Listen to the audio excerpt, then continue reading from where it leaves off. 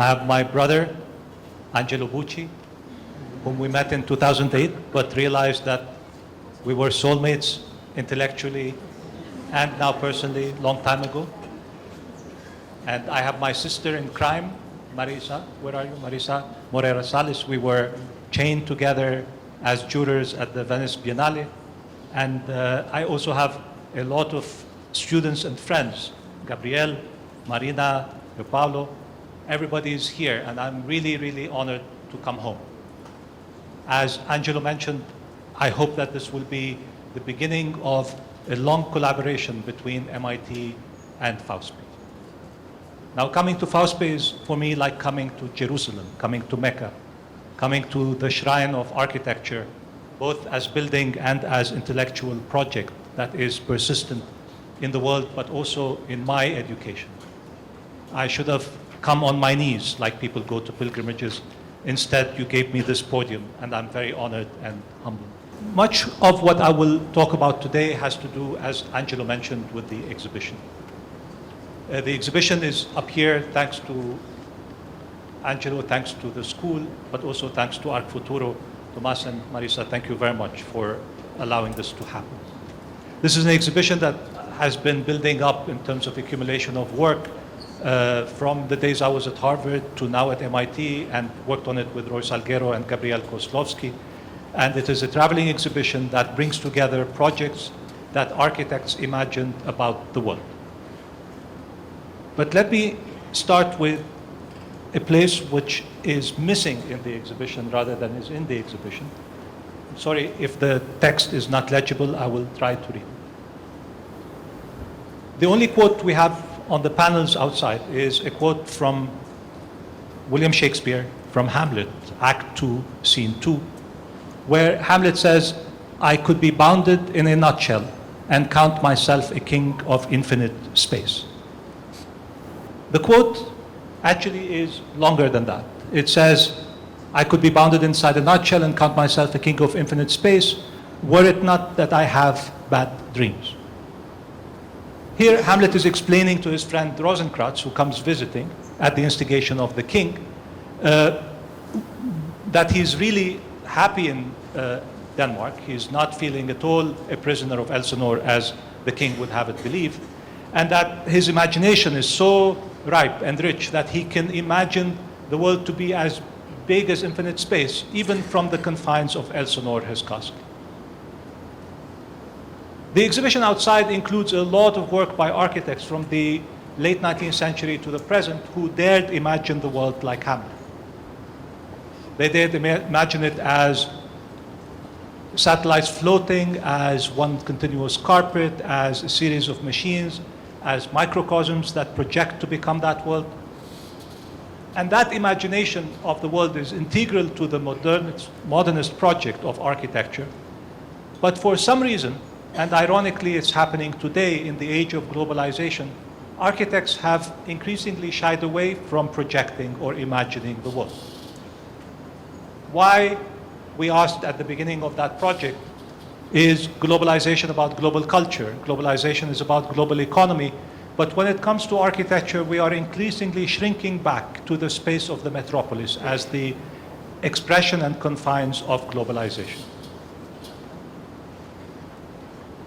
By looking at the history of modern architecture and its connection to this idea of imagining the world, we discovered that it's not so much about the global as a finite space, but as an idea that is constantly being shaped and reshaped, the idea of becoming, that the world is always being constructed, is always being projected from a variety of sources, including architecture. And this is a project that I would like to propose to you, that we as architects project worlds, we construct worlds, and that these worlds can be as small as,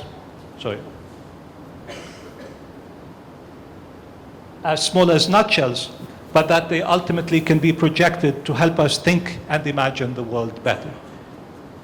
What I would probably spend more time doing today is talking about the bad dreams of architecture and how we can turn them into sweet dreams. The exhibition outside organizes the imagination of the architects along two formats, or according to two logics.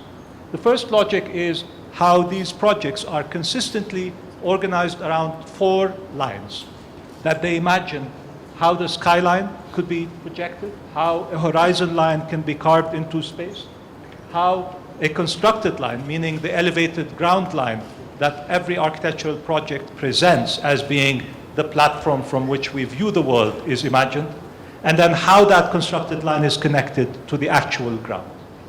In many ways, every world is constructed, according to our analysis, out of a combination or recombination and calibration of those 4 lines in relationship to each other. But the world-making strategies follow, according again to our analysis, 4 other effects. One is worlds are constructed as microcosms. We create a small world and we say this is a fiction that resembles the big world and compare it by metaphors and similes. We create partial worlds. We take a fragment of the world and say this is how it could be now projected onto the rest. We create parallel worlds, a world floating literally sometimes over the existing world, and say we connect them through this parallelism, constant parallelism. And we project worlds by making certain attributes of this world we live in and suppressing others, making some visible and making others invisible. This is a list, a collection of the different projects. And just to go through them, this is a Patrick Geddes project of the Outlook Tower, a microcosm projecting onto the world. This is Le Corbusier's Mondanium of 1929. I'll be coming back to that again and again. Leonidov's Columbus Memorial, which is also a microcosm of floating devices that project onto the world. Buckminster Fuller's Floating Globes. Archigram and their soft scene devices that create through projection alternative worlds. And then the list continues. But then there are these projects which have to do with creating parallel worlds over this world. This one is Kalnikov's Saturn City. It was Ângelo who mentioned that to me when we first discussed this project. And then many of the Russian constructivist projects of that era are deliberately floating, aloof, disconnected, but projecting alternative worlds back onto this world. Constance New Babylon is a city on legs that floats over the dissatisfactory earth for him, as well as Archigram's Walking City that not only floats but walks and is separated from the world. Then there is the network of cities of Suraya Emata, the linear cities that float over but also create a network of linear cities that ultimately will become the whole world. Are you seeing better than I'm seeing? Yeah? You can read the text, you can read the titles? So it must be because I left my glasses at home. This is again Fuller in his projected skyscrapers and cockpits that float around the earth. Leonidov's, and then Alison and Peter Smithson's Golden Lane study, but many of their projects tend to have these qualities of being at once connected and disconnected, but being projections of the world out of a certain enclave that then will spread. Then we're uncovering many other projects. This is Fritz Haller's Totalstadt, which again begins with a series of fragments which will ultimately take over the world. I will come back to this project by Le Corbusier's The Three Human Establishments. Buckminster Fuller's attempt to describe the world through new mapping techniques, and through these mapping techniques making visible certain relationships that did not exist, and therefore projecting alternative worlds. Yona Friedman's Fridge Cities, to the most literal of them all, Konstantinos Doxiadis' Ecumenopolis, which is the world city. The concept of ecumene comes from geography and describes a possibility that the world could be entirely connected from different corners, from different localities, and that every getting together of a community like ours is a rehearsal, is a practice at the local scale of what this whole world feels and looks like. I will be coming back to this concept of the ecumene as well. But then there is Bruno Taut, many others, just to tell you through this richness of examples that the world of architecture is full of worlds. But let me come back to Hamlet's dilemma. Now, Hamlet was standing there in front of Rosencrantz, trying to convince him that he was fine. And Rosencrantz instead understood something else. When he said, I'm the king of infinite space, Rosencrantz thought that he was saying, well, he's going to become the king. He's going to take over his uncle. I'd better warn the uncle. But he also took it to be a form of arrogance, the idea that one could claim the whole world from where one is. Rosencrantz did not understand what the bad dreams were about. Hamlet was trying to tell him about seeing his father who was killed by his uncle, who assumed the throne and married his mother. He was telling him, I had bad dreams, instead of telling him, I saw the ghost of my father who warned me about everything that happened. But ultimately, the idea of bad dream, according to Rosencrantz, was really about the arrogance of the prince in assuming that he's the king of the world. We as architects have bad dreams. We have them all the time. But when it comes to the question of projecting the world, we take it to be too much of a responsibility, too much of a burden for us to be able to understand all the factors that make up buildings. And increasingly, these factors are becoming complex, and we are increasingly told, you as architects cannot handle that responsibility alone. You cannot handle the climatic issues, you cannot handle the structural issues, you cannot handle the social issues. And increasingly, we are delegating that responsibility to the point where we have become powerless.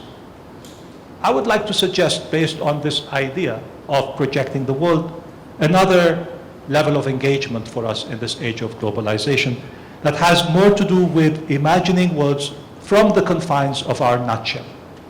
Now, Hamlet was sitting inside that nutshell, and what does he see there? We can imagine him seeing that line that cuts across the nutshell as a horizon line that projects infinity. So perhaps this is one way that he can imagine from the confines of the nutshell the world. But inside the nutshell, it's very dark. And the space, therefore, is infinite in another way, in its ability to be incomprehensible. This is a black slide, by the way. Incomprehensible and therefore infinite. So within the confines of an architectural space, we are able to project infinite worlds. We as architects know that we can play those tricks on the eye to imagine itself in this infinite world, to project from the confines of a limited space, a bigger space. The example here is that of Mies van der Rohe in one of his smallest buildings, which is the Barcelona Pavilion, where by virtue of creating a horizontal line inscribed into the panels of the onyx, of the marble, and then to become the exact line of symmetry between the upper part of the image and the lower part, he creates an effect of depth into the space. This was noticed by art historian Robin Evans, who remarked that the spaces are symmetrical, not this way, but this way, and that the detailing of the marble, the glass, and the columns allows it to appear as if it is infinite, precisely because it is pierced by a horizontal line of symmetry. So, in a way, we can say that in the confines of the nutshell of the Barcelona Pavilion, an idea or a projection of infinite space is possible. Hamlet and Mies seem to be in the good company of each other. Mies takes this further in the design of his spaces and manipulates not just the ground line, but not just the horizon line, but the horizon line in relationship to the three other lines. This is a very poor drawing of the National Gallery, the famous gallery in Berlin, where the constructed ground is lifted just enough from the actual ground so that it eliminates the cars and the mess of the streets. And then inscribed into the space itself is another horizon line, a fictive horizon line, which is the edge of the doors, so that much of the game in the space is played between this line, the edge of the ground line, and the bottom of the picture plane. And it is really in manipulating those four lines that many of the spaces of Mies van der Rohe have been described.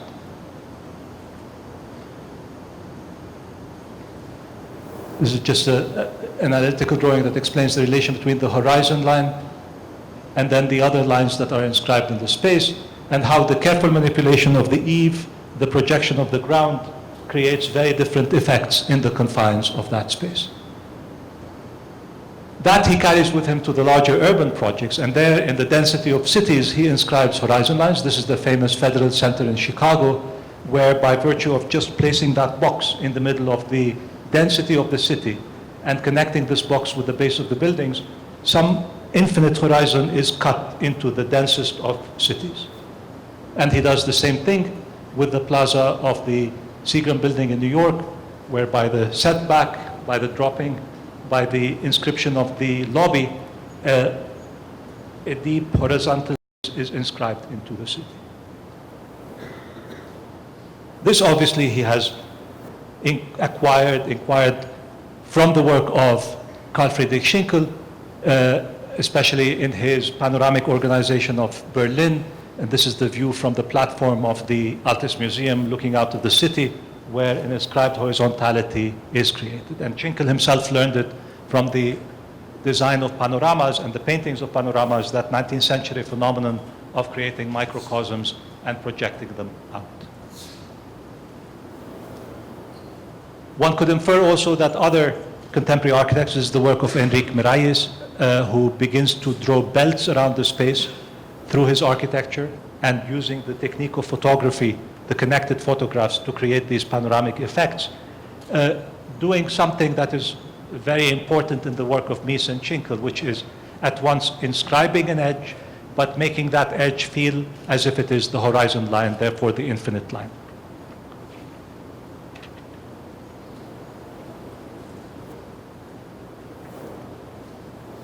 It turns out, according to several art historians, especially Céline Flécheux, who has written The History of the Horizon, that our relationship with the horizon line as a construct, as a phenomenon, has evolved over time, and that we as artists and painters and architects have manipulated it differently to mean different things. The constructed horizon lines, the geometric horizon lines of the early Renaissance, were immediately addressed by someone like Leonardo da Vinci as being a part of the landscape that organizes the depth of the picture, and then by someone like Paul Cézanne as not being per se a line in the distance, but being something that is cumulatively constructed out of the objects that are in the foreground. And so we are able to construct depth out of the foreground that we work with. And this is again another architectural effect that many of the projects outside are delving with. In the remaining of the lecture today, what I would like to do is work precisely on this idea of the infinite out of one case study, which is that of Le Corbusier, from the historical material out there, and then move forward with a series of contemporary examples coming to my work, one project, that attempt or address this notion of the four lines in relationship to each other as they construct alternative worlds.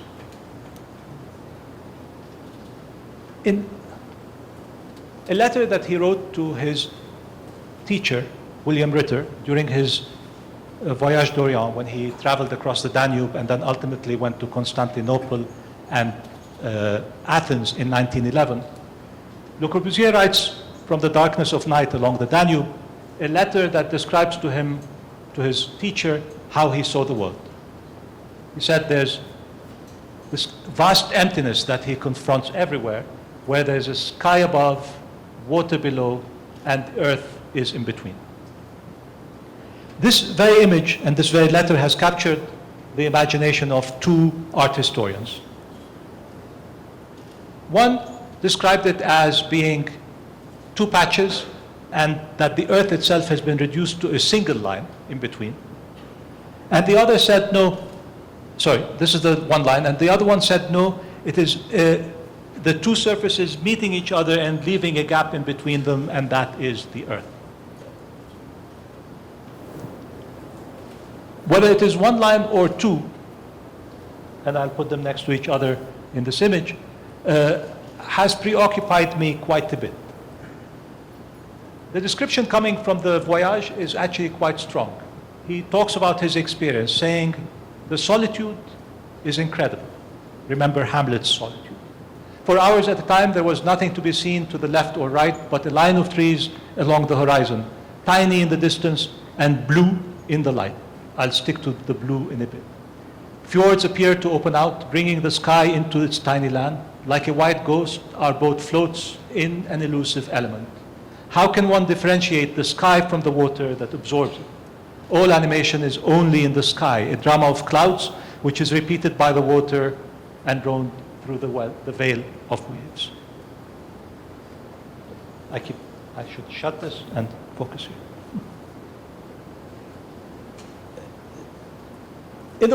In his voyage to the east, Le Corbusier had been sketching landscapes. And throughout, he sketched landscapes in the horizontal format of his notebook. When he got into cities along the Danube, he turned his notebook vertically and described mostly the market, the density, etc. Until he gets to Istanbul, until he gets to Constantinople.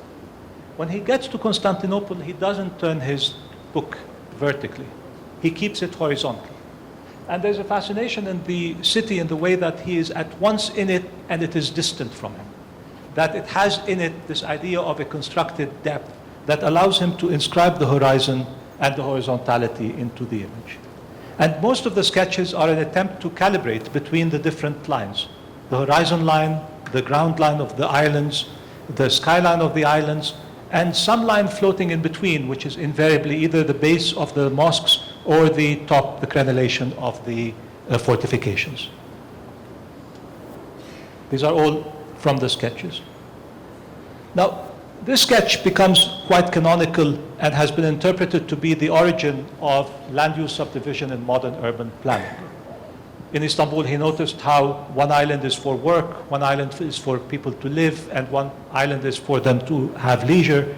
And therefore, this large land use subdivision that started in this observation becomes the canonical principles of Siam: work, live, leisure, and space, and mobility in between. But something happens in Constantinople that allows him to constantly observe depth in the density of the city. And that does not translate very well, according to him, into a series of lessons about the urban space. He was there on a mission. He was there to write a book about the evolution of cities towards creating a set of principles for how does one make the modern city. He had Camilo Cite's project in mind, and he wanted to develop a newer version of that. And then he leaves Constantinople, as enamored as he was by it. He goes to Athens. And in Athens, he's confronted with the Acropolis, with the classical principles, with the Platonic shapes, with the play of light on volumes. And all of that translates into his, towards a new architecture, and therefore also towards the principles, the Siam principles, the Athens Charter, which become a clear canon of modern architectural principles. He somehow abandons this floating city, this city of skylines, this city of depth within the density that he encounters in Constantinople, and perhaps it remains with him for in a few places. It remains in the city of 3 million, the city of tomorrow, in the way that the city is constantly represented inside but outside, meaning he's at once in it and outside, drawing it constantly, literally like a panorama. This was exhibited like the 19th century panoramas. It also remains in the color blue that he carries with him from Constantinople into the rest of his work. In the Voyage d'Orient, the color blue is mentioned about 40 times, and in all of its variations. And he himself talks about this experience of blue in the book Polychromie Architecturale, which becomes the canon of colors in his work, where he talks about blue as being the way by which depth could be created artificially. And he's primarily fixated about this blue, which is the bleu outre-mer. This is actually a gouache painting by Corbusier. You can see the smear a little bit, with a very specific bleu outre-mer that he discovered in Istanbul and became fascinated with. And he carries it back to the White House that he designs for his parents and paints the back walls with it. And every time he had depth problems, squeezed in a space of the hallway like in Villa Savoie, he uses it in order to create an experience of depth.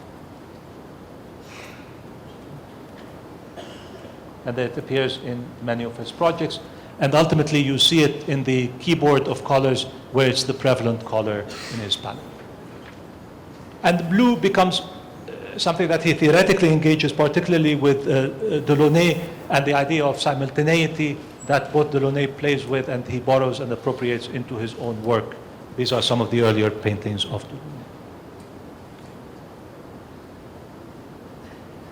Istanbul appears, or is maintained in a rather latent way, in also some of the projects like the Plan Ubu of Algiers, where the city itself becomes a beltway, that idea of drawing a line that becomes itself the infinite projection, the line of mobility, here the highway, but also the space that is inhabited, the buildings underneath it. He carries it with him to Rio de Janeiro, where it becomes again the beltway that cuts across and connects harbor to harbor as a background, as a horizon that is brought from the sea into the city. And he brings that linear beltway into Montevideo, but also here to Sao Paulo, where it becomes, as you know very well, the coordinates of the planes that define both the locality as the marking of the X, but its possible connectivity to the depth of the planes and to the world as a set of Cartesian coordinates. I want to say that it's Le Corbusier himself who's to blame for suppressing this idea of world making in his contemporary city. Every book he wrote after the Athens Charter had nothing to do with the Athens Charter. It becomes a series of explorations about the world beyond the metropolitan. The Athens Charter was about how do we organize the metropolitan space, but since then he decided to live out of the city. He gave up on the metropolis as being the scale of human habitation and projected beyond that. There are hints as to when that happens. He says that it was in the airplane with Antoine de Saint-Exupéry over Buenos Aires that he discovered geography and the world. But the problem with Le Corbusier's urban writings is that every time he wrote something about geography and the world, he still inserted in it a copy of the Siam Principles, and therefore confused his readers about his disenchantment with the city as the confines of architectural imagination, of human inhabitation, and kept coming back to that in a way that blurred the line between what he was trying to achieve post-29 and the work that he had done before. But it's really these two key texts, the four roots and the three human establishments, where much of that happens. One image that arrests one's attention in relation to the other one that I showed earlier is this skyline that he proposed for Buenos Aires, where he said Buenos Aires has no topography, but it has this majestic connection of the blue of the water and the blue of the sky along one line, and therefore what we need to do is animate that line. And so the presence of the skyscrapers is almost like the heart pulse. It is trying to make that line reverberate, become thicker, so that we can inhabit the world in that thickness. Perhaps the book that is most connected to the idea of inhabiting the world and giving an imaginary logic of the world through architecture is The Three Human Establishments, which was written during the Second World War and was quite inspired by a series of encounters with geography, partly because of the war. The war replaced the notion of the nation or the city with the notion of territory, and he became fascinated with that. Before that, he had met and taken the classes of Jean Brun, a famous physical geographer at the Collège de France. And during that period, he also became fascinated with a concept which seems to have landed in his office from somewhere, but he only refers to it once, which is the concept of geo-architecture. I don't know why it moved.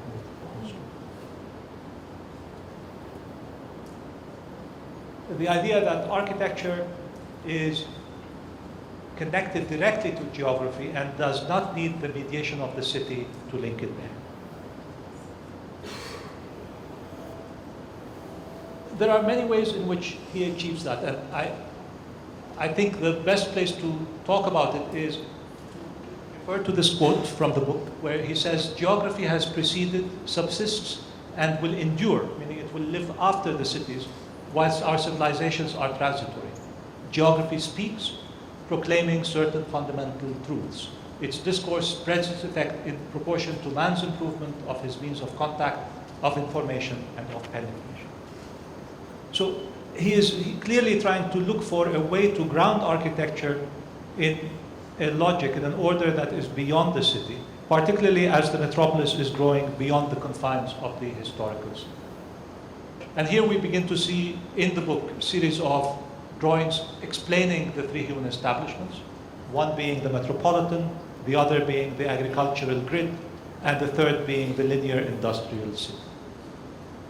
These ideas come straight out of geography. Actually, the book, The Three Human Establishments, has the same structure, the same order as Jean Brun's book on human geography. Jean Brun was a famous geographer, the disciple of Paul Vidal de la Blache, the founder of human geography in France, and then subsequently the teacher of people like Maxor and François Gravier, all of whom Le Corbusier had the knowledge of their work, particularly François Gravier in his work on Paris and the nation, arguing that the metropolis has sucked the energy and the economy out of the country. We need to think more at the larger territorial scale. All of these ideas are very strongly present in the three human establishments. But quickly, the three orders are the linear city, and many cities outside are linear, from the Russian ones to Soria y Mata, and Le Corbusier proposes it as a line that connects sources of extraction with ports, going through cities of manufacture. And in the case of the three human establishment, it now crosses across Europe. And then his logic of the agricultural settlements across the territory is based on water chrysalis space-based theory, where there's a series of hexagonal and triangular logics that organize the landscape and also the cities in it.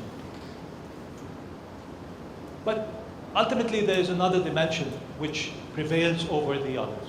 These may have been the geographic, economic sources, but it is really the aesthetic inspirations of geography that inform his architecture the most. And here we have Chandigarh, which according to him, and very clearly in the buildings, is designed to sit against the base of the Himalayas and in those plains, and that the distances that the buildings create between them are of the scale of geography, not the scale of walking between buildings. And the famous and my favorite drawing of his, which is that section through Firminy Vert, where there's this very beautiful play and miniaturization between the buildings and the geography. Never does the building become geography, never does the geography become building, but they are placed there to complement each other as ground line, as skyline, as horizon line, as constructed line.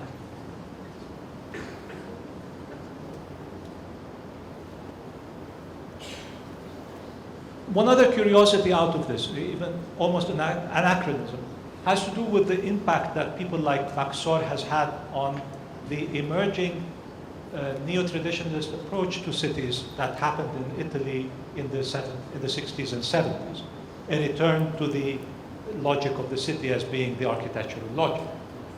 Sor was the teacher of Gambi, and Gambi was the one who brought human geography to Italy. And two people, Vittorio Gregotti and Aldo Rossi, were influenced by his writings. But interestingly, Sor is the one who said, we have always inhabited the whole world. The inhabited world has been inhabited from prehistoric times the way it is, pretty much. It is only the densities that have been achieved recently and the degree of mobility between the different settlements that have changed radically with new technology. And therefore, our conception of the inhabited world has not really changed, except its density and its connectivity have. And Sor was the one who imagined the idea of genre de vie, or forms of life. He said that during our adaptation to this larger world, we have created different settlements, different forms of settlements, that corresponded to the habits and cultures and forms of adaptation in these different climates and conditions. And these became forms of life that we created and then passed on from one generation to the other. that in architectural terminology became the concept of typology. Interestingly, it was Vittorio Gregotti with Gambi who experimented with it at the territorial scale. But people like Aldo Rossi brought it into the city, and for some reason the connection to geography was neglected. And it became much more an independent typology that is connected to the fabric of the city rather than to the larger geography. But these ideas, I think, have been revived recently in some contemporary practices. Pier Vittorio Aureli, in his attempts to create a certain scale of monumentality within cities, crafts out of the types of arcane urban spaces imprints of geography within the urban. And Alexander de Hove, who's a professor at MIT, is looking through features of the larger landscape, like highways and riverways, ways of connecting them to introduce types that reflect the larger geography rather than the confines of the urban.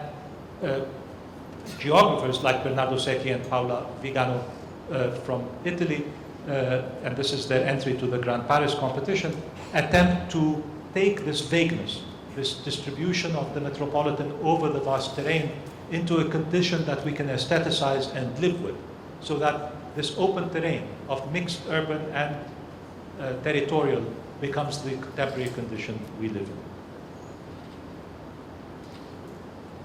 But this brings me back to Sao Paulo and to the work of Angelo Bucci, particularly his dissertation on Sao Paulo and the thickness of its ground, where here we see these four lines at work together, so that in the depth of the density of the city and in its impossible barriers that it creates through its plateaus and riverbeds, it attempts through architectural means to recreate that connectivity across the space. And therefore, in that depth of space of, what is it, Angelo, 9 meters of the plateau, 20 meters, an inhabited world is created, and one that pierces across and opens up to the plateau. And that is not simply a horizontal line. That is a horizontal line that is made possible by stratification, meaning an introduction of verticality, which is the essence of the urban. And that, I think, Angelo has also maintained as ideas in connection to geographers like Milton Santos and Aziz Absaber, both of whom I learned about thanks to Bucci. But Bucci is also one of those artists who are able to create infinite space in the confines of the nutshell.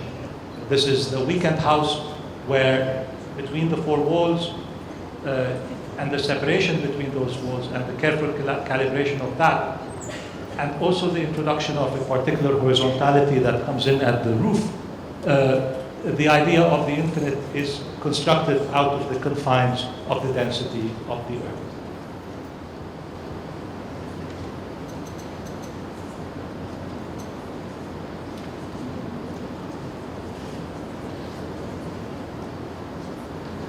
Angelo asked me to show a bit of my work in connection to this thematic, and I must oblige.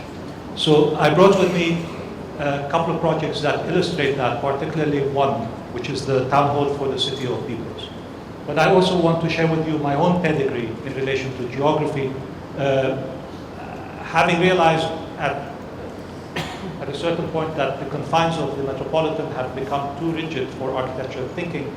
I proposed to a group of my students that we start a journal about the physical at the scale beyond the city. And that's when we started the Journal of Geographies.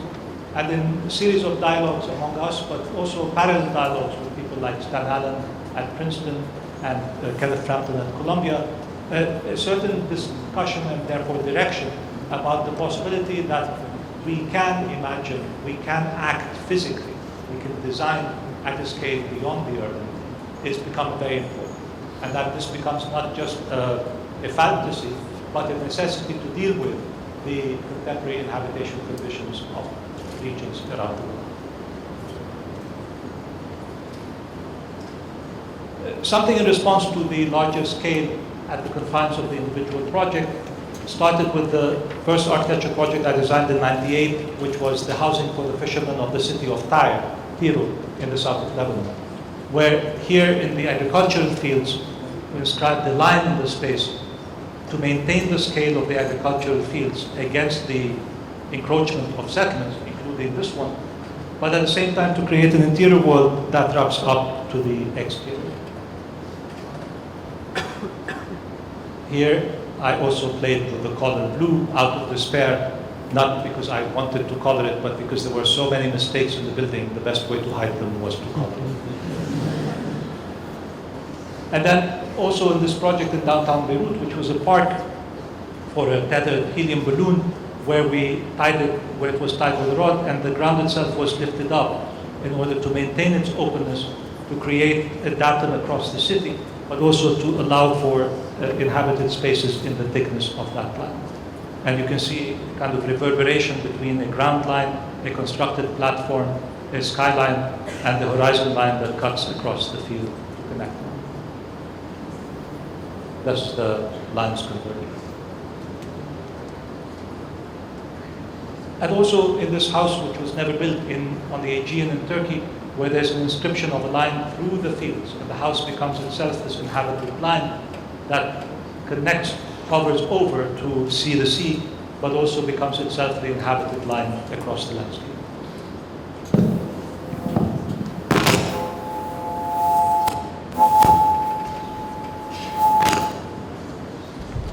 I also experimented with the color blue.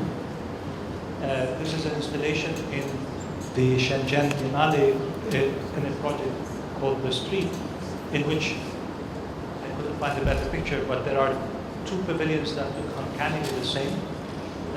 These were projects aligned on the street. This is ours, and this one you see in white is Ângelo Bucci's. They're exactly the same. We never talk to each other. They're both floating. The only thing is that, devilish as he is not aligned with the rest of them, but is slightly tilted.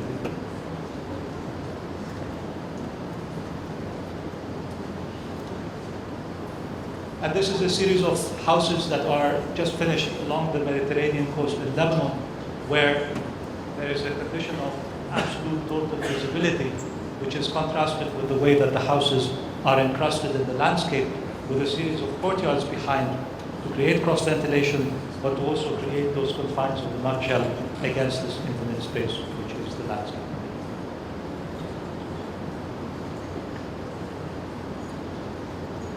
The last project I want to show is the City Hall of Pupils, which was a competition we won about 4 years ago and has just been finished.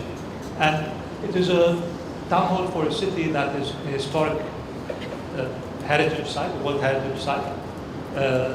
It's one of the longest inhabited, continuously inhabited cities in the world.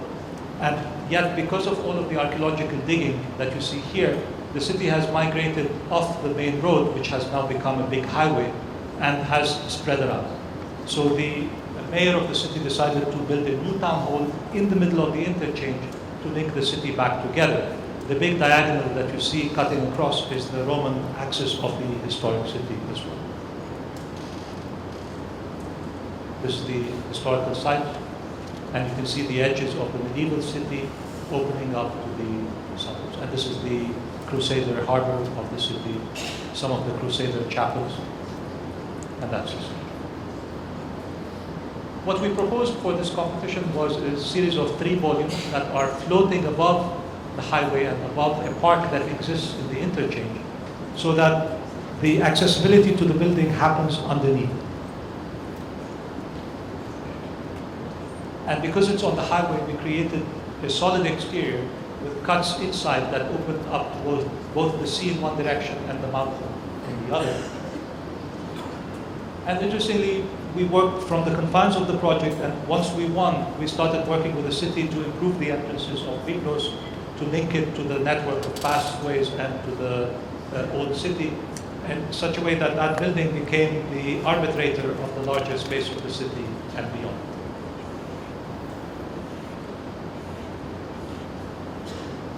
You can see it here clearly sitting between different types of development, including agricultural development, still around it. And here you see it connected through a pedestrian bridge to the Roman axis down to the historic city. And you can see the park continuing underneath it so that the public realm is maintained, even though played around it. And the whole kind of new horizon is created to create a barrier between the highway and the building for noise purposes. Ultimately, as Ângelo told me that this place is about section, and this is about section. You can see that this idea of a constructed ground in relationship to the existing ground happens by calibrating the height between them and allowing the world to pass underneath. And in that passage, in that moment, a different experience happens.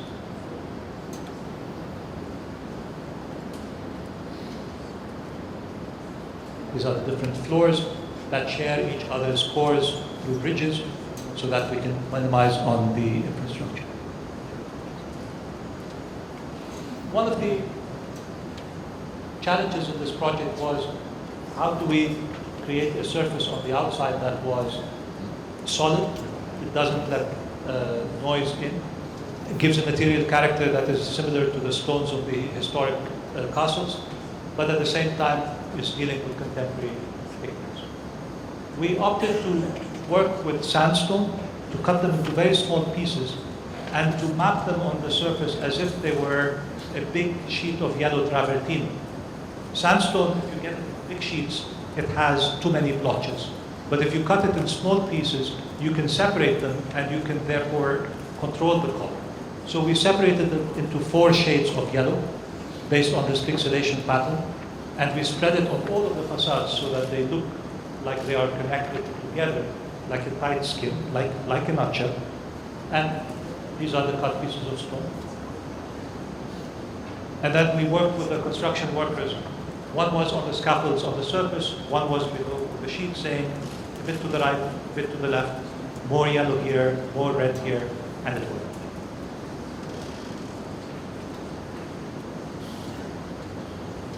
That's the view from the highway. You see the contrast of the density of the surface against the lightness of the screens inside. And that density, which appears to be very solid, once you see it from the other side, is really cut through the space, creating a continuity of the public realm underneath the mass of the building. And that's the space between. That's a very dark Prussian blue, but very reflective, so that it plays with the black and with the sky. It creates a kind of reverberation between the two surfaces. And then it turns around to become a pergola between the two sides, between the different sides. And that's the space under.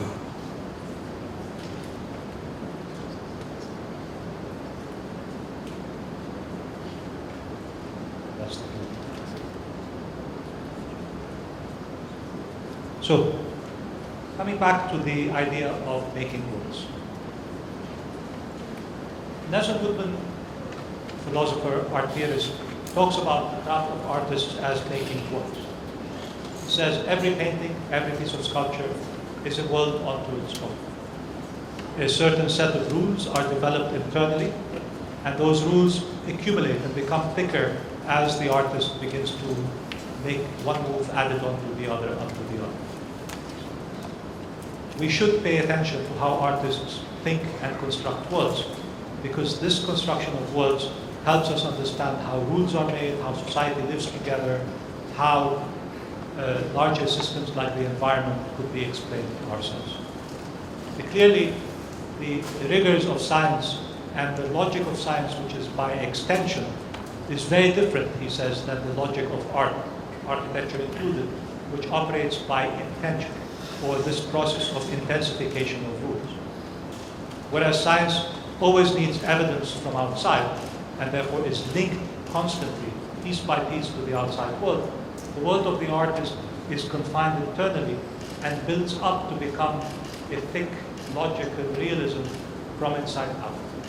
He referred to this approach as a form of internal realism. This internal realism has been confronted constantly with questioning from the outside about our inability to fully describe the world. But the struggle exists at the very center, at the very heart of aesthetic practices. That tension between practices that want to describe the whole world as it is, exactly as it is, and only when we get it right can we begin to write, paint, or describe, or build. And those that say, we can do it in, look, we can do it in suggestive ways, we can do it with imagining possibilities that do not need to correspond fully to the world outside, as long as we understand them as being rehearsable fictions that we can then project onto them. This logic of the panoramic as being an internal world that can relate to the external world has been very beautifully adopted by Bruno Latour, the anthropologist, in his essay on the social, to argue that as long as we are able to understand the limitations of our practice, it becomes imperative on us to think about it as a world construction process. Meaning, every building, every painting could be understood and should be understood as a world unto itself. It may not be mappable from that world onto the world outside, but it could be a process whereby we construct an internal world and then project out slightly, and as it gets out, it might fade away and radiate, but it would have a very strong impact on us being able to see the world differently. It is through rehearsing these possibilities of alternative worlds that we contribute to changing the forms of life that exist. Meaning, forms of art, as Jacques Rancière says, can be different than the forms of life.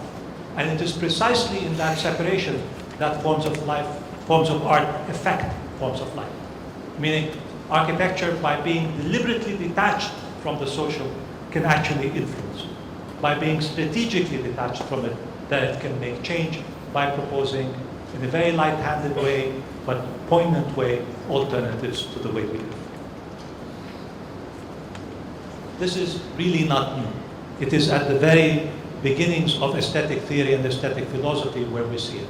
It starts with Schiller, and it is really John Keats, referring to Shakespeare's skill, that in a letter to his brothers where he describes the better artists, or the artists that he likes the most, as those that possess this idea of negative capability. Our capability to accept uncertainty, accept the complexity of the world as something that we will not be able to fathom, but we are still able to act. We are still able to propose, and we are still able to make. Interestingly, Keats refers to Shakespeare as being that author, and not to Hamlet. Hamlet's tragedy was not about death. No, it was not about his ultimate death at the end. It is about his inability to act, because he wanted truly to understand the full picture, the whole world, what happened to his father before he could act. It is this inability to act in uncertainty that Keats is criticizing, and that Shakespeare himself is criticizing. And it is this ability to act ahead of certainty that John Keats sees as being one of the most powerful skills of Shakespeare as an artist, as someone who proposes alternative worlds. This is my argument in a nutshell. Thank you very much for coming.